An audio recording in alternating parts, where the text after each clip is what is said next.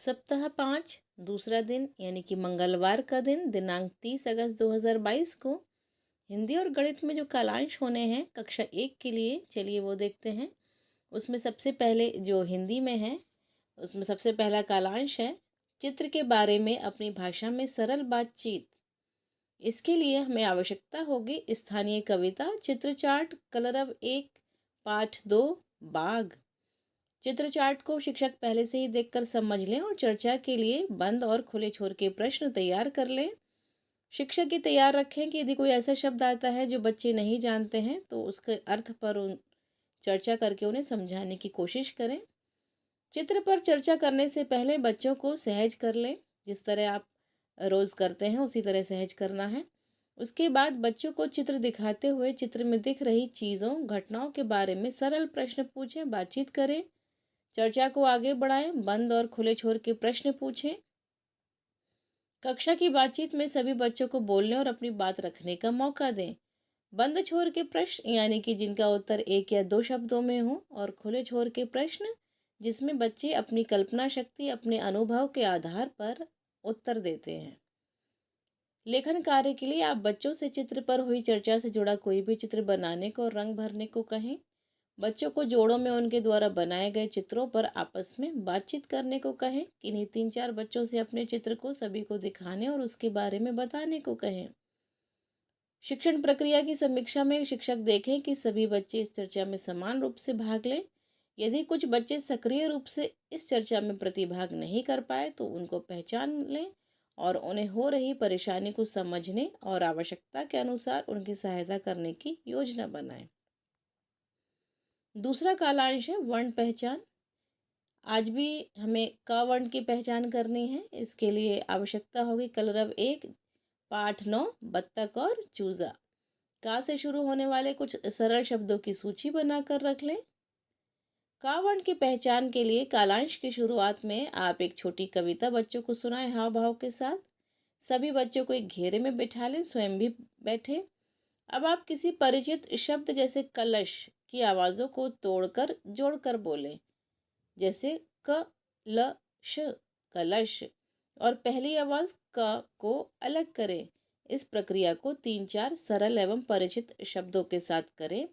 आप कलश को बोर्ड पर लिखें और उसकी पहली आवाज़ के प्रतीक पर घेरा लगाएं।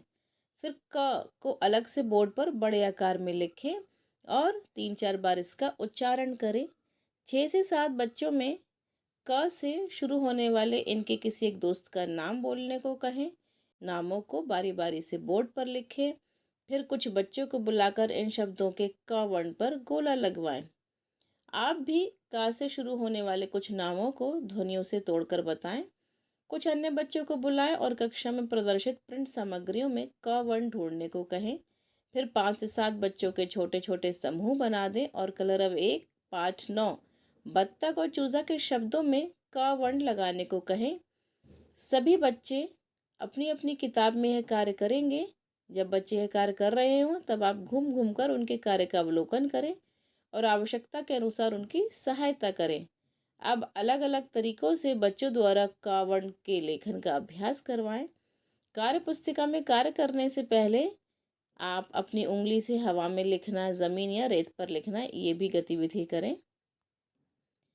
अब आप बच्चों को देखें कि सभी बच्चे कार्य पुस्तिका के पाठ 36 पर कार्य करें। आवश्यकता अनुसार उनकी सहायता करें।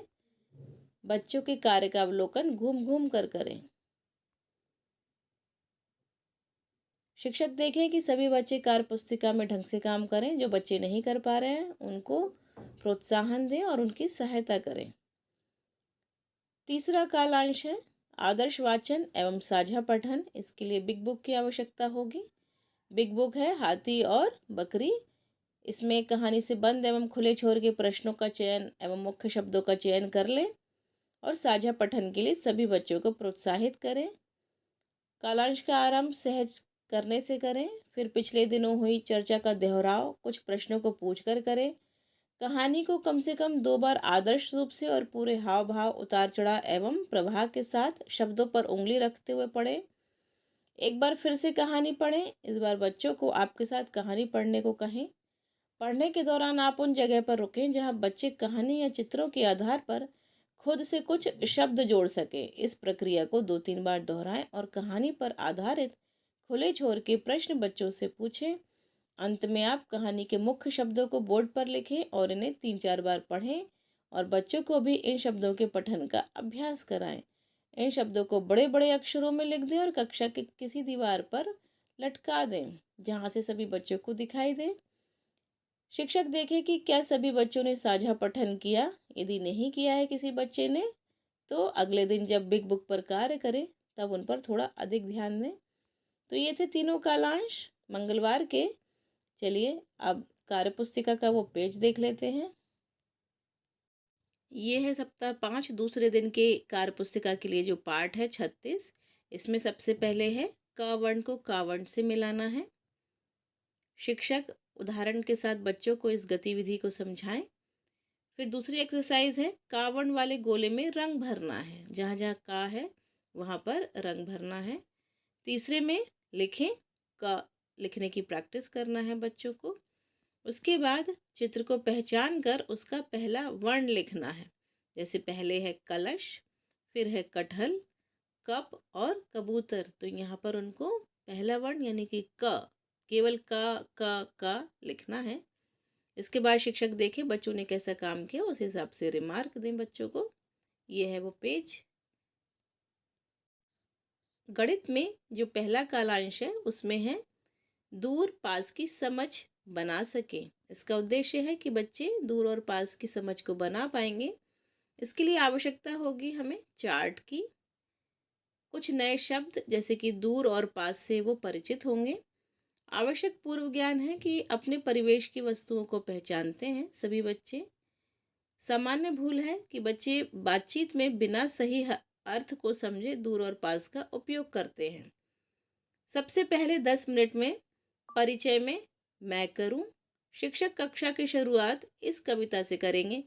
दूर गगन में सूरज है, पास में नदी बहती है, बादल दूर गरजता है, पास में धारा बहती है। झट बतला दो बच्चों प्यारे, कौन सा पर्वत पास तुम्हारे। ये दूर है वो पास। अपने आसपास की वस्तुओं को आप ऐसे ही पुकारें। फिर पूछें, सूरज और नदी में कौन हमारे पास है, बादल और धारा में कौन हमसे दूर है। इसका उत्तर 2-3 बच्चों से लें। इस तरह इस कालांश की शुरुआत करें।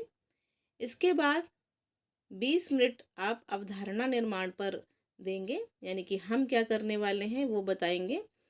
शिक्षक 2 बच्चों को बुलाकर एक बच्चे को थोड़ा पास और एक बच्चे को अपने से थोड़े दूर खड़े होने को कहें।